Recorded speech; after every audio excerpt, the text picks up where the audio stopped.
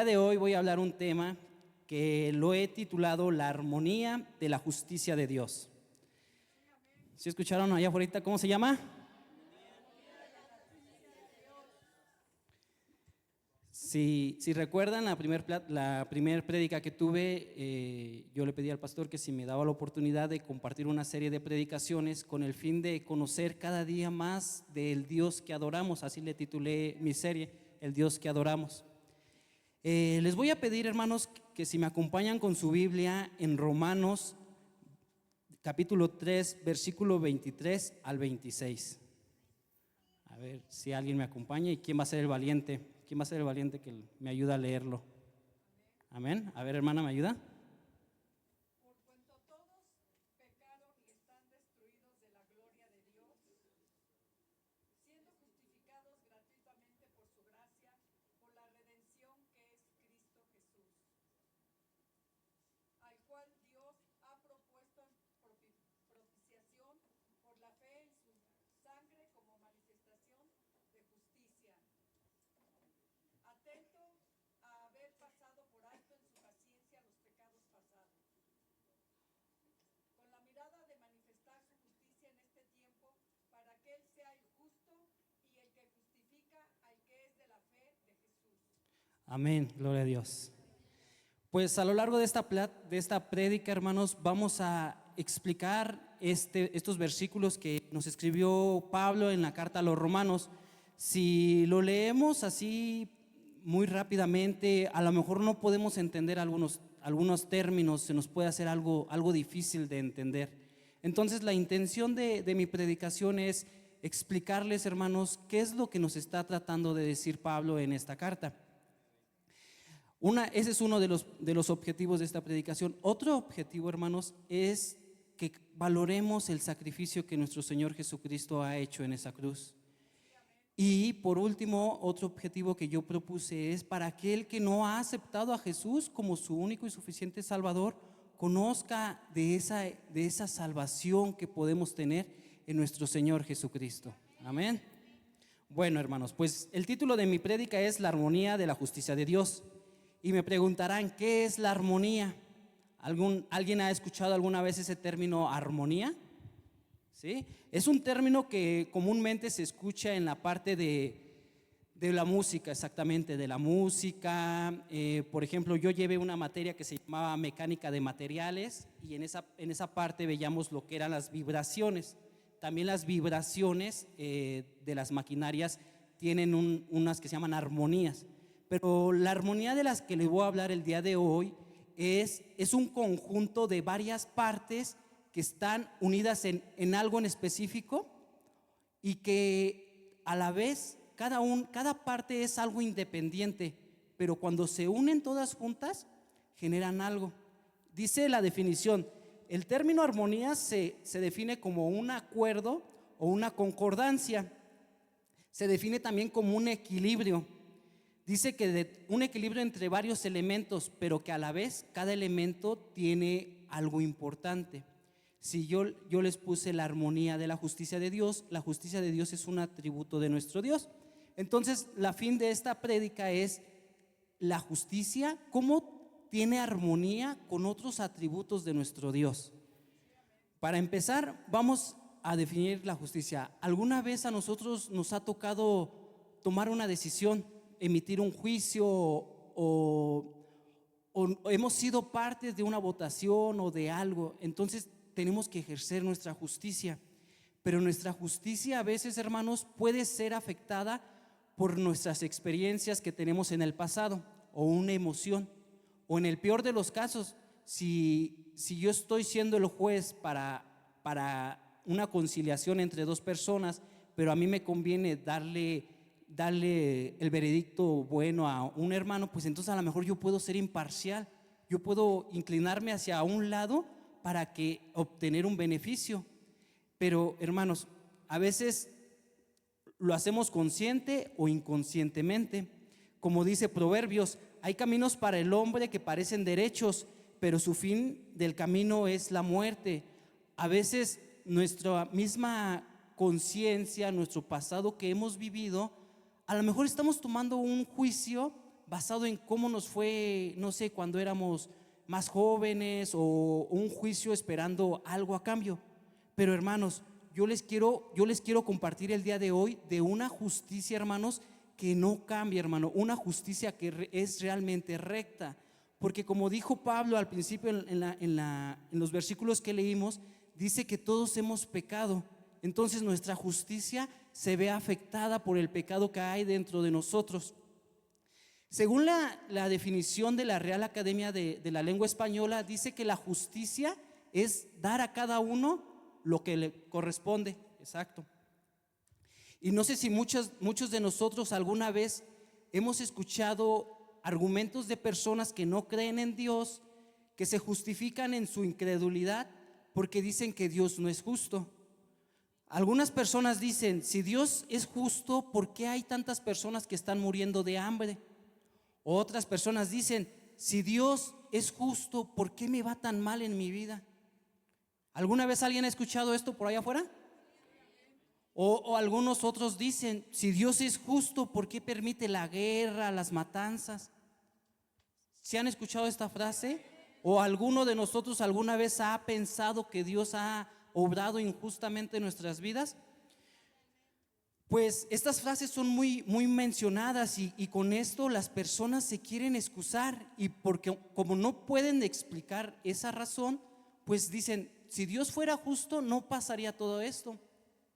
Pero la verdad, hermanos, es que nosotros queremos definir la justicia de Dios en base a nuestra propia experiencia, definir la justicia como nosotros creemos que es la justicia para nosotros, cuando la justicia de Dios va más allá. Dice Nehemías, por favor, si me pueden acompañar en Nehemías, por favor, del 9 al 33, porque tú eres justo en todo lo que ha venido sobre nosotros. Escuchan bien, hermanos, porque Él es justo a pesar de todo lo que ha venido por nosotros, sin importar la dificultad, sin importar la adversidad, el problema que estemos pasando, hermanos. Dios es justo sobre lo que está pasando, porque rectamente porque rectamente has hecho, mas nosotros hemos hecho lo malo. ¿Se dan cuenta, hermanos, el problema que hay cuando nosotros queremos definir la justicia de Dios en base a lo que nosotros somos? Entonces metemos a Dios, su justicia la queremos hacer del tamaño de nosotros. Y por eso es de que hay muchas personas que dicen, es que si Dios fuera justo, las cosas no fueran como son. Si Dios fuera justo, las cosas no irían así como están pasando. Pero hermanos, ¿quién somos nosotros para decirle a Dios qué está bien y qué está mal? Job nos enseña en el capítulo 36, versículo 23, dice, ¿quién le ha prescrito su camino? ¿Quién le ha trazado a Dios por dónde caminar? ¿Quién le ha dicho, esto está mal, Dios, esto está bien? ¿Quién somos nosotros? ¿Quién le dirá, has hecho mal? ¿Acaso nosotros tendremos la suficiente sabiduría, el suficiente conocimiento, la suficiente santidad como para decirle a Dios, has hecho mal, Dios, en haberme puesto esta prueba? ¿Has hecho mal, Dios, en haberme puesto por esta adversidad? No, hermano, a Dios no lo podemos condenar con nuestra propia justicia. No puede pasar eso, hermano. Y cuando hablamos de la justicia de Dios, hermano, estamos hablando que es un atributo de Dios intrínseco, es un atributo intrínseco. A lo mejor van a decir, ¿qué es la palabra intrínseco? Intrínseco significa que es algo dentro de Él, algo que está en su ser. Dios no puede dejar de ser justo. Dios no puede decir, hoy soy justo, mañana soy injusto. Su naturaleza le permite que siempre tiene que obrar con rectitud. No se puede desviar de ese camino. Si Dios algún día deseara ser injusto, tendría que dejar de ser Dios, porque su naturaleza se lo prohíbe. Por ejemplo, les voy a poner un ejemplo así muy sencillo. Supongamos que yo soy un árbitro de un partido de fútbol o de básquetbol o de cualquier deporte, ¿no? En mi naturaleza no está un atributo que es el de Dios, el de intrínsecamente. O sea, yo puedo decidir el bien o el mal. Por ejemplo, veo que marcan una falta. Entonces yo como árbitro tengo la capacidad de decir, sí fue falta, o dejo que sigan jugando. Aunque a lo mejor yo puedo causar una injusticia al no marcar esa falta. pero está en mí decidir ser justo o ser injusto. Pero la diferencia, hermanos, es que nuestro Dios es un Dios justo por naturaleza. Es justo porque así se lo demanda su ser. Él no puede dejar de ser justo en ningún momento de su vida. Entonces, hermanos, esa es la gran certeza que todos debemos de tener, hermanos. Escuchen bien, es la certeza que todo creyente debe de tener, que sus juicios siempre serán justos, siempre serán justos. En eso debemos de confiar, hermanos, siempre debemos de confiar, que no importa, hermano, de verdad, no importa la adversidad, la circunstancia, todo es justo, hermano. En Dios jamás veremos una injusticia, hermanos. Gloria a Dios, hermanos. ¿Cuántos no les alegra esta verdad? La verdad de que nuestro Dios es justo. Dice que también que Jehová es clemente y justo. Jehová es misericordioso. Sí, ese es nuestro Dios. ¿Cuántos le dan la gloria a Dios? ¿Cuántos le dan? Y ese es nuestro atributo de nuestro Dios. Ahora, hermanos, yo les voy a seguir explicando de la justicia. Si nuestro Dios es un ser justo, por ende, sus obras, ¿cómo van a ser? Justas, exactamente. Creo que no hay mucho que pensar. Es un árbol. Si plantamos un árbol de manzanas, va a dar manzanas. Si plantamos un árbol de peras, va a dar peras. Entonces, si nuestro Dios es justo, todas sus obras van a ser justas, justas, justas. Dice que Él es la roca firme, cuya obra es perfecta, porque todos sus caminos son de rectitud. Dios de verdad, sin iniquidad en Él. Él es justo y recto, hermano. Él es la roca firme de nuestra salvación. Él es donde estamos sostenidos, hermanos. Él es donde nosotros podemos estar firmemente y saber que no vamos a caer, hermanos, porque estamos sostenidos, estamos parados sobre esa roca firme que no se va a mover, porque la justicia de Dios nunca cambia, hermano. Y como les decía, esta predicación es ver cómo la justicia se relaciona con otros atributos. Y en este caso lo voy a relacionar con la inmutabilidad. La inmutabilidad dice que Dios es un atributo que Dios no cambia. Dios es el mismo Dios de ayer, de hoy y de mañana. Entonces, si Dios es un Dios inmutable, por lo tanto su justicia, ¿cómo va a ser? Perfecta, nunca va a cambiar. Sus juicios van a ser los mismos de ayer, los mismos de ahora y los mismos de siempre, hermano. Amén, gloria a Dios. ¿Cuántos glorificamos a Dios por su inmutabilidad? Démosle la gloria a Dios por esa grandeza, por ese poder que Él tiene. Y una vez más, hermanos, yo les vuelvo a reiterar, esa es nuestra certeza, hermanos. Esa es nuestra esperanza, que estamos en las manos de un Dios justo. Debemos confiar, porque estamos parados sobre esa piedra firme, esa piedra que no se mueve, que no va a cambiar nunca de forma. No es como si nos paremos en una piedra que de repente se nos va para un lado y de repente para otro. No, hermanos, Dios es la roca firme sobre la cual descansa nuestra salvación, hermanos. Y dice Salmos 89:14, justicia y juicio son el cimiento de su trono. ¿Se dan cuenta, hermanos? El trono donde nuestro Dios está sentado, sus cimientos son la justicia, hermano. El juicio son las piedras que sostienen ese gran trono de poder, de realeza. Ahí está sentado nuestro Dios sobre esa justicia firme. Y dice que Él juzgará a todo creyente de manera justa. Hermano, esa es una gran verdad. No podemos dudar de Dios en ningún momento, porque Dios es fiel y sus promesas nunca cambian. Su inmutabilidad no le va a permitir cambiar, hermano. Esa es la certeza que debemos de tener. ¿Cuánto le damos la gloria a Dios? Y otro atributo de nuestro Dios, hermanos, es la santidad. La santidad también se relaciona con la justicia de Dios. También se encuentra en esa armonía con su justicia, hermano. La justicia es un atributo trascendente. ¿Han escuchado esa palabra de trascendencia? Quiere decir que es la justicia. Si la justicia es trascendente, trascendente significa que es más allá. O sea, si Dios nos creó a nosotros, Dios es trascendente a nosotros, o sea, es superior, más allá de nosotros. Entonces, la santidad como su justicia son trascendentes, o sea, no va a haber en ninguno con nosotros, no va a haber alguien con nosotros que diga, yo soy tan santo como Dios, yo soy tan justo como Dios, porque la santidad y la justicia son trascendentes sobre su creación. Dios sobrepasa todo lo que Él ha creado, hermanos.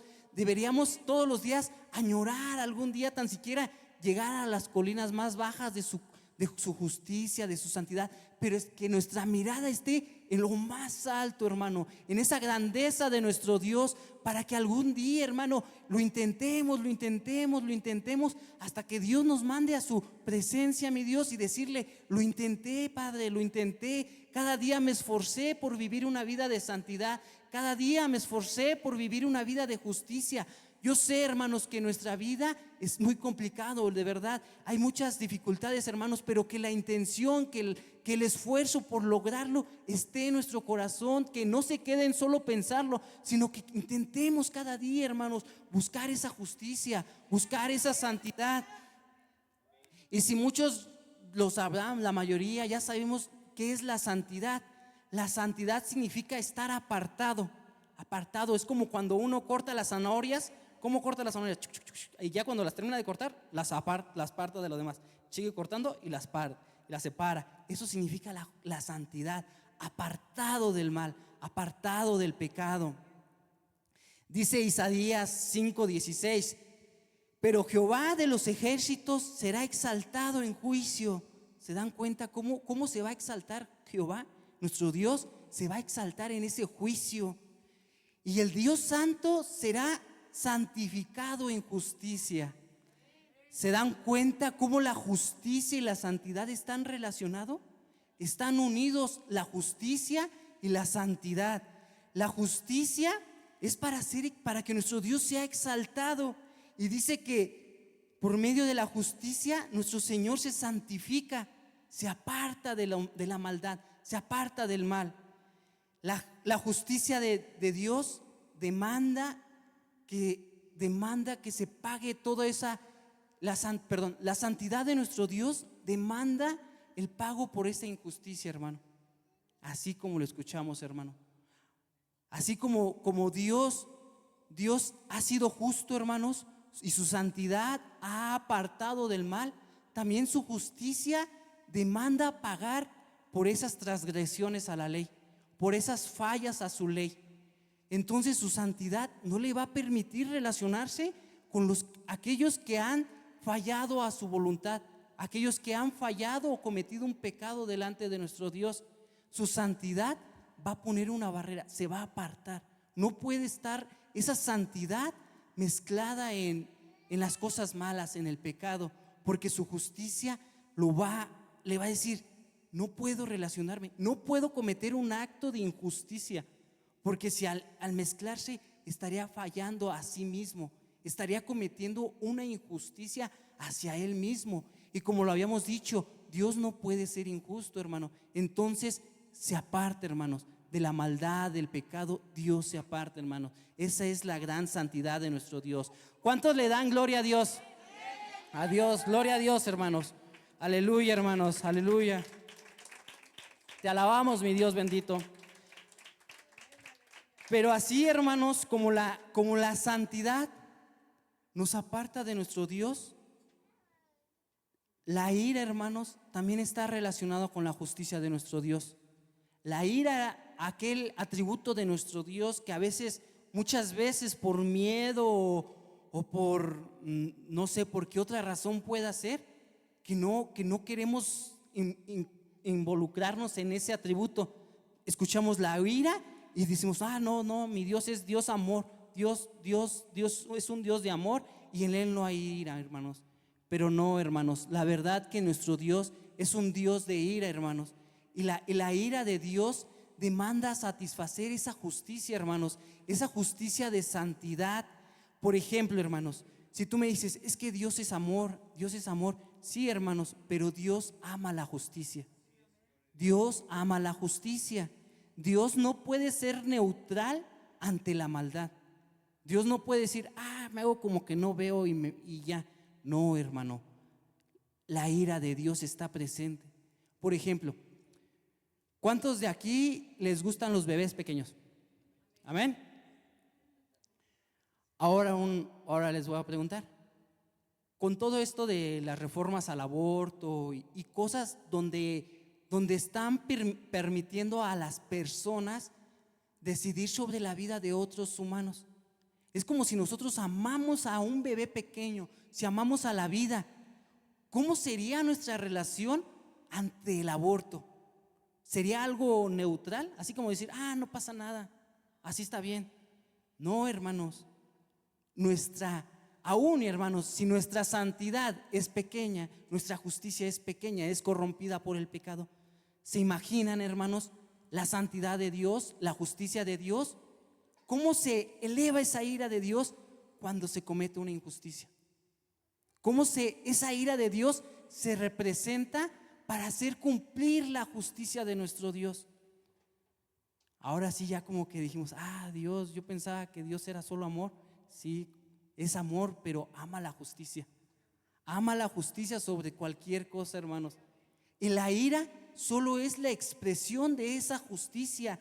La ira es lo que su santidad demanda que sea satisfecho, hermanos.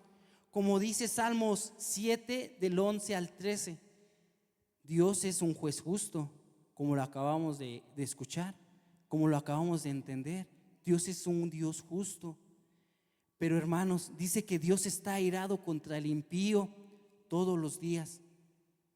¿Se han dado cuenta, hermanos? Yo cuando hacía esta predicación y estaba leyendo ese versículo, de repente dije, Dios es un Dios justo. Y dije, gloria a Dios. Y de repente leí que decía, y Dios está airado contra el impío todos los días. Y dije, ¡pum!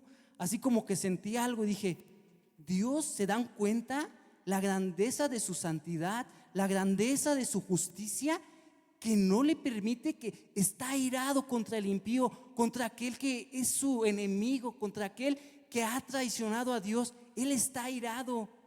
Y como muchas veces lo hemos leído en el Antiguo Testamento, Jehová es un guerrero. Si continúan por favor en el versículo más adelante, dice que Jehová está enojado contra el impío todos los días. Y si el impío no se arrepiente, Jehová afilará su espada. Armado tiene ya su arco, ya lo ha preparado. Asimismo ha preparado armas de muerte, y él ha labrado acertas ardientes. ¿Se dan cuenta, hermanos? No solamente es un Dios que se aira y que se queda en paz. No solamente dice, ya estoy airado y estoy en paz. No, hermano, Jehová se ha revelado también como un Dios guerrero que ha peleado, hermano. Tiene su espada, tiene su arco, tiene sus flechas con fuego, y las cuales, hermanos, en ese día tan temible para algunos, el día de su ira, hermanos, usará, hermanos. Ese día, hermanos, de la ira de Dios, Él reflejará todo ese aborrecimiento santo que Él tiene contra el pecado. Ese día, hermanos, que algunos le temen, hermanos, Dios descargará su ira sobre todo aquel impío que no ha querido aceptar esa salvación que Él nos ha dado por medio de la gracia. Su ira clama justicia, hermanos. Así, hermanos, como un guerrero, hermano, luchando por justicia, así nuestro Dios con su ira estará clamando por esa justicia que nosotros hemos rompido esa palabra, hemos rompido esas leyes, hermanos. Pero ahora, hermanos, Dios ya ha juzgado una vez la tierra, si no recuerdan, en el diluvio. Destruyó toda la tierra, lo inundó y todo lo que había se destruyó. Solo Noé y su familia se subieron al arca y ellos sobrevivieron. Pero, hermanos, y de hecho Dios hizo un pacto de que ya no volvería a atacar o destruir la tierra por medio del agua. Pero no solamente dijo, no dijo que no le iba a destruir, más bien nada más dijo que no le iba a destruir con medio de agua. La siguiente destrucción es por fuego, hermanos. Así lo dice Pedro. Si me ponen en segunda de Pedro, dice que el día del Señor, Él vendrá como ladrón en la noche, cuando nadie se lo espere. Ese día vendrá. Algunos dormidos, algunos de fiesta o en cualquier momento haciendo cualquier cosa. Él vendrá cuando nadie se lo espere. Dice que se escuchará un ruido en los cielos, y ese día los elementos serán derretidos. ¿Se acuerdan del Dios que había creado los cielos, la tierra, las estrellas, los planetas, las galaxias?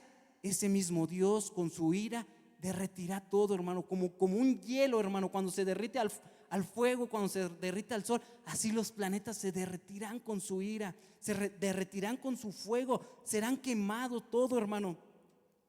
Y tú me dirás, ay, ¿a dónde corremos? ¿Qué hacemos? ¿Dónde me escondo? ¿Qué hago para ese día tan temible de la ira? Dicen en Sofonías que en ese día Jehová escudriñará cada casa, se meterá a cada casa con su linterna. Dice, y yo castigaré a los hombres que están tranquilos allí en su casa, viendo el fútbol, viendo la tele, viendo cualquier cosa, porque ellos piensan en su entendimiento, dice, Jehová no hace mal ni hace bien. Hay personas en la vida que creen eso, hermanos. Creen que Jehová no hace ni mal ni hace bien, y están como el vino reposados, dice la palabra de Sofonías. Y en ese día Jehová entrará en todos lados y nos buscará. Y dice que empezará por Jerusalén, empezará por nuestra casa, hermano. Empezará por cada uno de nosotros, hermanos. Si aún estando aquí hay alguien, hermanos, en estos momentos que cree que Jehová no hace ni mal ni hace bien, hermanos, pues hoy yo les digo, hermanos, que por favor pongan atención en esta palabra, hermanos, porque Dios es un Dios justo, hermano. Dios no puede ser burlado. Su ira está próxima, hermanos. Su ira está más cerca de lo que nosotros esperamos. Ese día tan temible para algunos, digo para algunos porque aún hay una esperanza. Hay la esperanza que está en nuestro Señor Jesucristo. Esa esperanza que está al final de nuestro camino, que es nuestro Señor Jesucristo. Y les voy a decir una cosa, hermanos, no intentemos salvarnos con nuestra propia justicia. No, hermanos, nuestra justicia de nada vale, hermano. Nuestra justicia está corrompida por el pecado. Nuestra propia justicia, hermanos, no se compara con la justicia de nuestro Dios. Dios es un Dios omnisciente. Dios todo lo sabe. Cuando hay un juicio, cuando está un juicio ante una persona, ante un criminal, al juez le llevan evidencias. Dice, aquí muestro esta evidencia de que esta persona cometió un delito. Pero hermano, Dios es omnisciente. Dios lo sabe todo, hermano. Todo, hermano, todo. No hay nada que Él no sepa. Dios no podrá ser burlado. Dios conoce, dice, aún nuestra palabra no está en la boca y Él ya la sabe toda. ¿Y a dónde nos esconderemos? A ningún lado, hermanos.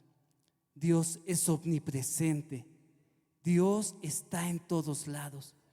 Dice Salmos 139, 7 al 8. ¿Dónde puedo esconderme de tu espíritu? ¿Cómo podría huir de tu presencia? Si subiera a los cielos, ahí estás tú. Y si me tendiera sobre el sepulcro, ahí estás tú. No hay escapatoria, hermanos. Por más que corramos, Dios está en todos lados. ¿Se dan cuenta, hermanos, de esta grandeza de nuestro Dios? De su omnisciencia, de su omnipresencia, hermanos.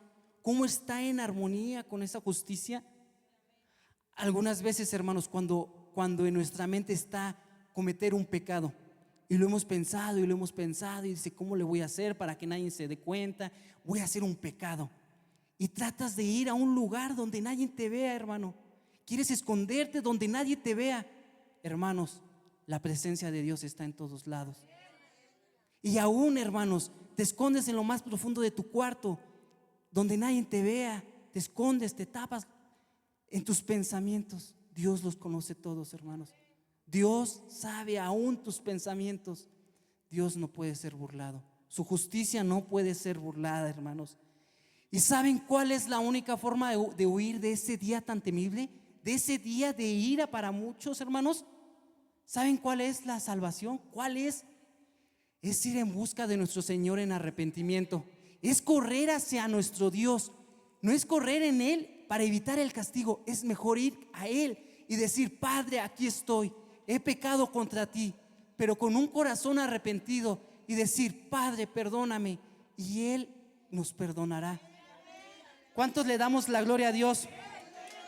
Agradecemos a nuestro Dios porque Él es santo y justo.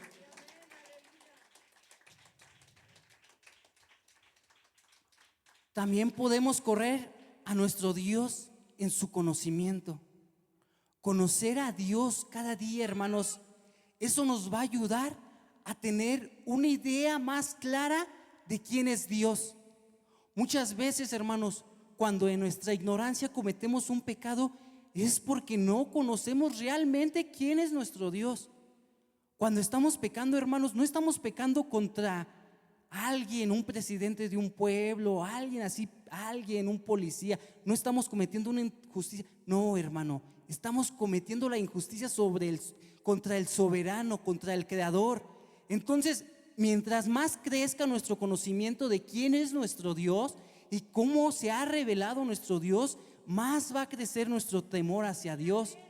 Yo recuerdo mucho una de las primeras prédicas que escuché cuando yo estaba aquí, y ciertamente yo fui uno de los que decían: pero si Dios es amor, ¿cómo que castiga? Yo fui el primero, hermanos, de los que tenía esa idea en su mente. Yo recuerdo mucho una de las predicaciones de nuestro pastor que hablaba acerca del temor de Jehová, y yo decía: ¿cómo es posible? Si Dios es amor, ¿cómo le podemos temer? Pero, hermano, cuando vas creciendo en conocimiento, cuando vas conociendo más al Dios que se ha revelado, nos damos cuenta que es un Dios temible, y temerle a Dios nos va a dar la sabiduría para conducirnos con rectitud y no cometer esas cosas que nuestro Dios aborrece. ¿Se dan cuenta, hermanos? ¿Cómo todo está relacionado, hermanos? Y yo quiero en esta tarde, hermanos, poner en su corazón que el Espíritu Santo obre en sus vidas, hermanos, para que cada día busquemos más de ese Dios, que veamos cómo Dios se ha revelado, como cuando Moisés, ¿se recuerdan cuando liberó al pueblo? Él le decía que le permitiera conocer la gloria de nuestro Dios, que Moisés decía: muéstrame tu gloria, yo quiero conocerte. ¿Y qué le dijo Jehová? Nadie puede ver mi rostro, nadie puede ver mi rostro y vivir, pero te mostraré parte de quién soy yo. Parafraseando el versículo, dice: te esconderé en una llanura, y cuando haya pasado toda mi gloria, te taparé con mi mano, y después podrás ver mis espaldas. O sea, hermano, Dios se le reveló a Moisés, y así a ti, a mí, hermanos, se nos puede revelar todos los días por medio de la palabra que tenemos hoy en esas manos, hermanos. Esa revelación de nuestro Dios ya está dada en las manos de cada uno de nosotros.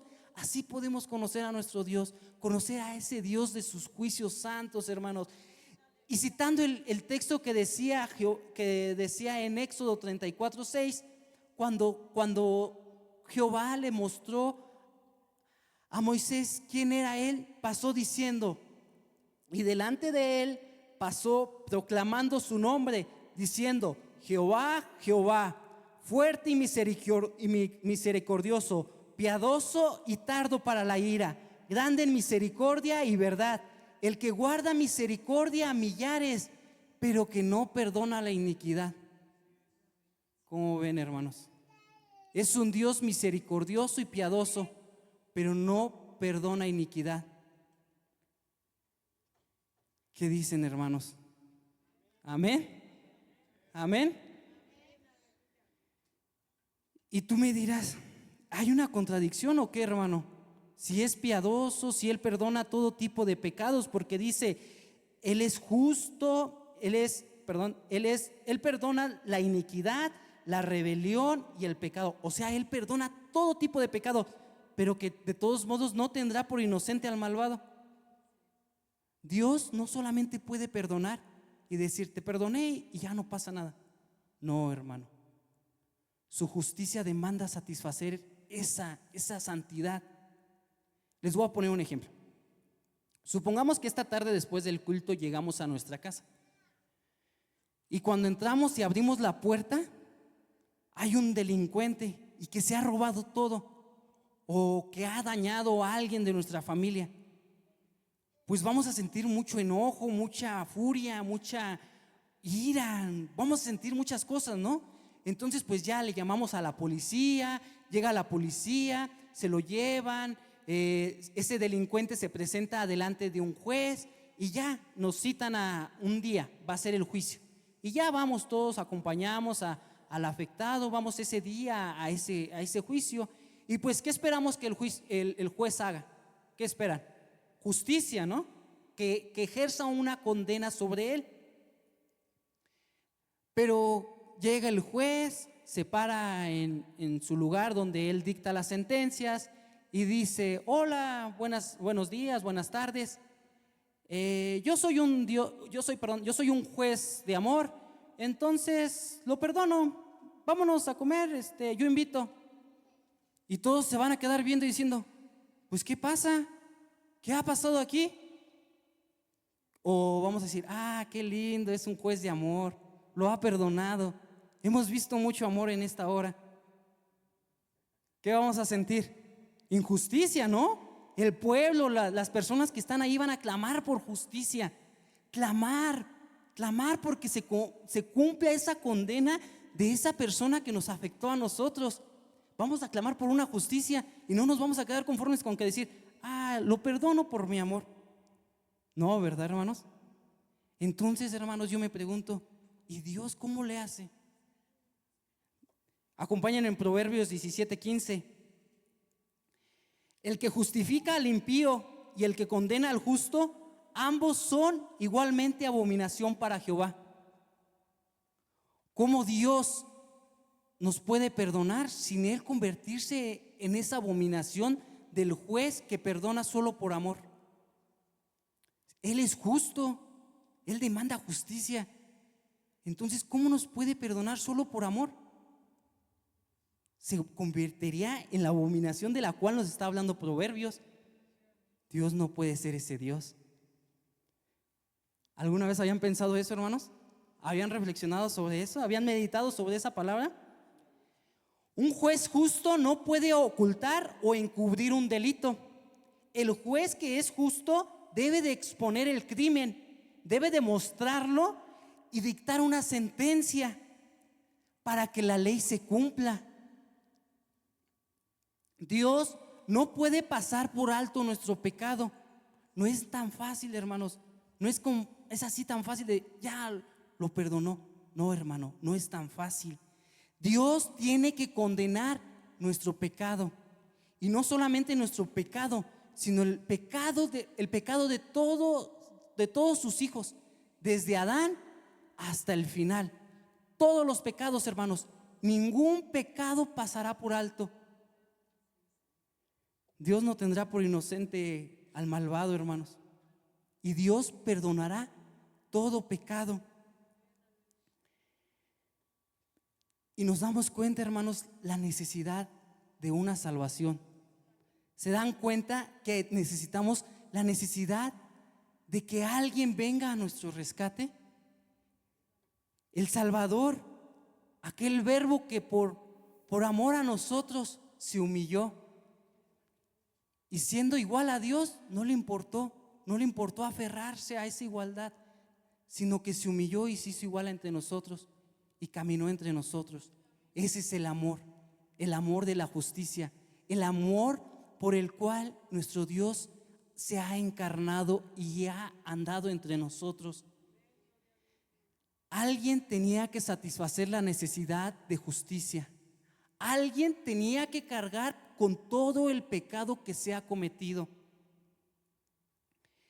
Y dice en Primera de Timoteo 2:5: porque hay un solo Dios y un solo mediador entre Dios y los hombres, Jesucristo hombre.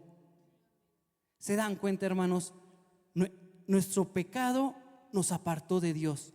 La santidad no permitía que tuviéramos esa relación entre Dios y el pecador. Su justicia demanda ser satisfecha. Su justicia demanda una condena. Su justicia demanda cumplir todas esas leyes que se han roto. Pero nosotros, hermanos, no tenemos nada que ofrecer ante ese juez justo. No tenemos ni la menor evidencia para mostrar nuestra justicia. ¿Y qué dice Jesús? Por amor a ellos yo voy. Yo me entrego como sacrificio agradable ante nuestro Padre. yo me encarno y voy por salvación de todos aquellos. Gloria a Dios, hermanos. Gloria a Dios, hermanos. Y no sé, hermanos, si alguna vez hemos escuchado cuando nuestro Señor Jesucristo se encontraba en el Getsemaní, orando al Padre, orando. Y muchas veces, hermanos, hemos creído, hermanos, que nuestro Señor Jesucristo tal vez estaba temiendo por lo que los romanos le iban a hacer, por los azotes, por los clavos, por la cruz, hermanos. De verdad que fueron golpes, nadie ha sufrido el castigo que nuestro Señor Jesucristo ha sufrido. Nadie, hermano, ni siquiera ha habido ni habrá alguien que sufra. Pero, hermanos, esa no es la verdad, hermanos. La verdad ahorita la descubriremos. La verdad se encuentra en la cruz de nuestro Señor. Muchas veces también hemos leído que después de la muerte de Cristo hubo muchos mártires, muchos mártires que murieron en nombre de Cristo, muchos que no les importó dar su vida. Algunos fueron decapitados, otros fueron apedreados, otros fueron quemados, algunos en el Coliseo romano, como si fuera un circo, los echaban con los leones para entretener. Muchos, hermanos, algunos más fueron crucificados. Pero, hermanos, ellos iban a su destino como un guerrero, hermanos, como un guerrero que va a la guerra sabiendo que es victorioso, hermanos, sabiendo que la victoria ya la ganó, hermanos. Como dijo Pablo, para mí el vivir es Cristo y el morir ya es ganancia. ¿Se dan cuenta, hermanos? Y a veces hemos creído o malinterpretado que el sufrimiento de nuestro Señor Jesucristo se estaba enfocando en el sufrimiento que iba a pasar por los romanos. No, hermano, el sufrimiento de nuestro Dios va más allá. El sufrimiento está allí. La palabra clave es cuando dice: esta copa no. Dios, escuchando la oración de su Hijo, diciéndole: si es de mí, que no beba esta copa, que no beba esa copa apártala de mí. La copa de su ira, hermanos, la ira con la cual Jehová aborrece el pecado, la ira con la cual Jehová clama por justicia, estaba en esa copa mostrada a nuestro Señor. Dice que en el momento del Getsemaní se le reveló todo lo que él tenía que sufrir. ¿Se dan cuenta, hermanos? La copa que tenía que beber, la ira de un Dios santo, santo, santo, expuesta sobre él. ¿Se dan cuenta, hermanos? Esa gran santidad demanda una justicia santa, hermanos. Y dice que al que no conoció pecado, por nosotros se hizo pecado, para que por fin fuéramos hechos justicia delante de Dios. En ese momento, hermanos, cuando nuestro Señor Jesucristo se encontraba en la cruz del Calvario, ahí, hermanos, ahí es la obra de salvación de nosotros. Ahí surgió esa transacción, hermanos.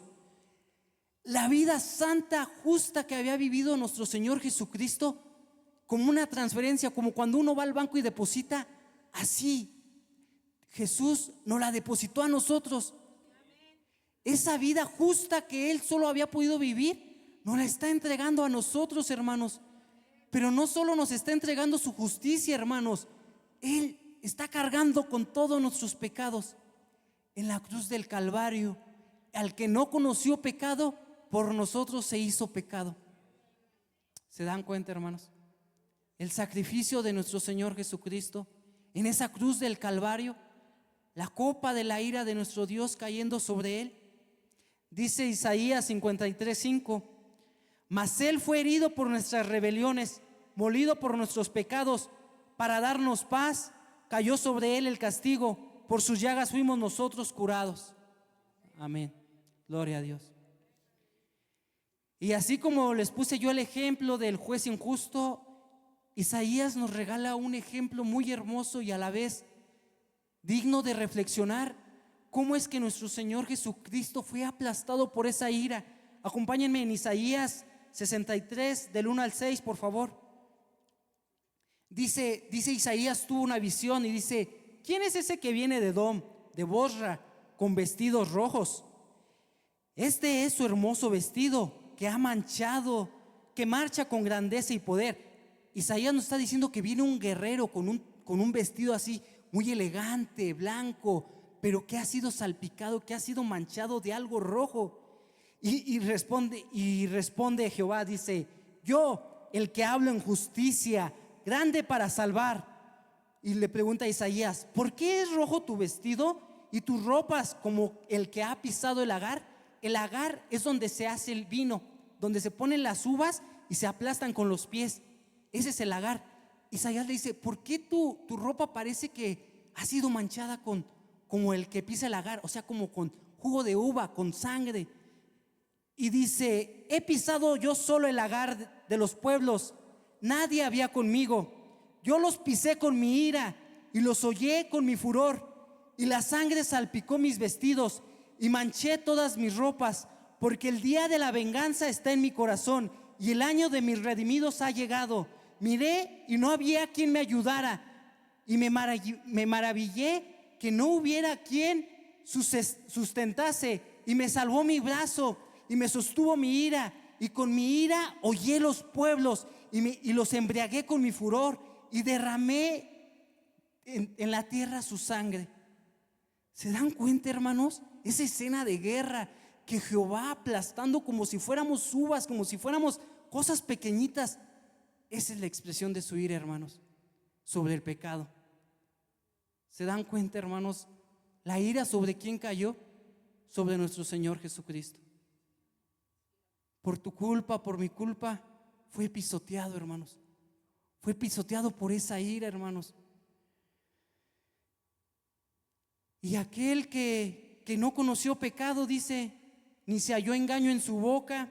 Aquel que cuando lo maldecían no respondía con maldición, cuando padecía no amenazaba, sino encomendaba la causa al que juzga justamente, aún sabiendo lo que iba a pasar, aún sabiendo todo lo que iba a suceder. Él fue como oveja al matadero, por amor, hermanos. Ese es el amor, hermanos, el amor de salvación para ti y para mí. La justicia tenía que ser demandada, pero el amor nos ha dado una oportunidad de reconciliarnos con el Padre por medio de Jesucristo. Por medio de Jesús hoy podemos tener esa relación con el Padre. Por medio de Jesús podemos liberarnos de ese pecado que nos ataba. Si hoy, hermano, tú todavía vienes atándote a esos pecados del pasado, si aún vives con esa preocupación, si aún vives con esa desesperación, hermanos, no hagamos que ese sacrificio en la cruz sea algo como si no hubiera valido, hermanos. La ira del Padre cayó sobre nuestro Señor Jesucristo. Todos los pecados fueron depositados sobre Él. Ya no es necesario cargar con ese pecado que te atormenta. Ya no es necesario, hermano. La ira de Dios ya satisfizo esa ira. Esa justicia ya fue pagada, hermano. Ya no hay condenación. Ya no hay nada que pagar. Ya no hay nada que pagar. En esta hora, hermanos, yo te digo que cuando todo estaba en oscuridad, en esas 3 horas de oscuridad de la cruz, una gran voz de victoria se escuchó. Una gran voz de victoria dijo: consumado es. Consumado es, porque todas las deudas se habían pagado. Ya no hay nada que justificar, hermanos. Nuestras obras no nos van a justificar delante de nuestro Dios Santo. No queramos añadir nada por medio de nuestras obras. Las obras ya fueron realizadas por Jesús. Él ya pagó el precio agradable a Dios. Dice, el sacrificio ya fue hecho una vez y para siempre. La condena ya fue cumplida, hermanos. Descansemos, hermanos. Descansemos en esa paz que nuestro Señor Jesucristo nos ha dado. Hermanos, ¿te atormenta tu pecado? ¿Te atormenta el pasado que has vivido? Hermano, esta es la hora de venir en arrepentimiento a nuestro Dios, porque dice que todo el que va y expone su pecado delante de Dios, Él lo perdonará, Él lo tomará, porque antes ya fue tomado. Solo faltamos nosotros poner nuestro pecado delante de Él. exponer nuestro pecado. Un corazón con arrepentimiento genuino, hermano. Un corazón transformado por esa palabra de Dios. Eso es el sacrificio que nuestro Señor Jesucristo ya ha hecho, hermanos. Ya no hay nada que pagar, hermanos. Ya no hay nada, nada, hermano. No le agregamos nada a esa justicia, ya fue pagada. Tu salvación y mi salvación está en las manos de aquel que se humilló y se hizo hombre y caminó entre nosotros. Nuestra salvación está en aquel que cargó nuestra cruz, en aquel que sin haber conocido pecado se presentó ante un juez justo y dijo: aquí estoy con todo el pecado, y lo declararon justo. Nuestra salvación está sobre aquel que pagó esa justicia. Nuestra salvación está en Jesucristo, hermanos. Y dice que no solo la ira cayó, hermanos, también murió. Murió y fue sepultado, pero para gloria resucitó, hermanos. Amén, hermanos. Y está sentado a la derecha del Padre. Gloria a Dios, hermanos. La victoria ha estado con Él en todo momento.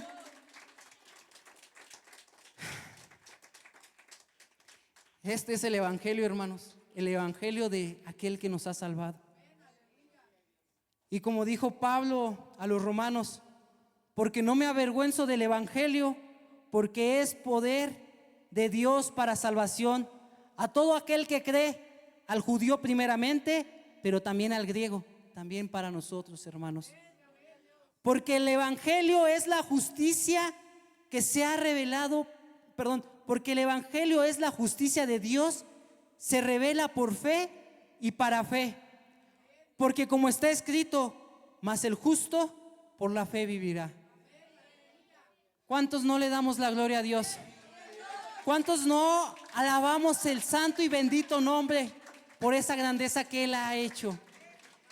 Yo les invito, hermanos, en esta tarde, hermanos, ponernos de pies y adorar a nuestro Padre, adorar a aquel que se ha encarnado, adorar a nuestro Señor Jesucristo, adorar al Espíritu Santo, quien nos ha transformado, quien ha quitado esa venda de nuestros ojos, y hoy tenemos esa salvación que es en Cristo Jesús.